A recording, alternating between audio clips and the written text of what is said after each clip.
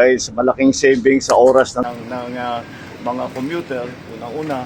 Pangalawa, kagaya ng ating mga laging iniisip ngayon dahil nga sa kaguluhan sa Middle East, ay napakalaking savings ito sa gasolina, sa crudo, sa fuel. At hindi maliit na bagay ang babawasan mo, ang biyahe mo mula sa 1 oras kalahati hanggang 15 minutes. Malaking savings yan.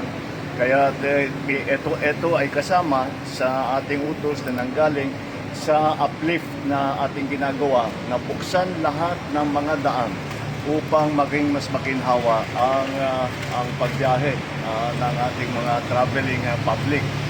At bukod pa ron ay nais kong i-announce na ito, toll-free ito buong Abril. Mula ngayon hanggang end of April, toll-free ngayon muna dito. At para naman mapagbigyan ng ating mga kababayan na dumadaan dito, lalong-lalo na ngayon na Holy Week na ngayon at maraming bumabiyahe. Kaya ito ay patuloy namin ginagawa at bubuksan natin I think later on bukas meron na naman bubuksan. I don't know kung makapag-attend ako pero may bubuksan na naman, and that is which one? Cabanatuan, sir. Tama, this is the one we were talking about.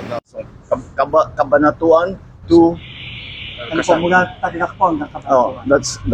that's another para na naman sa ibang section ng Luzon. Ating binubuksan itong mga Central Luzon, ito naman Southern. So, ayan na nga ating ginagawa, patuloy ating ginagawa, and ito ay suporta, bilang suporta doon sa ating ginagawa ng mga programa na lumalabas doon sa aming diskusyon sa uplift para matulungan nga ang transport. Ito specifically sa transport ang pinag-uusapan.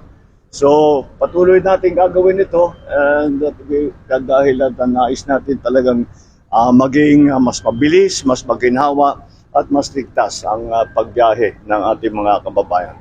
Thank you. Good umaga sa inyo Thank you so lahat. much, everyone.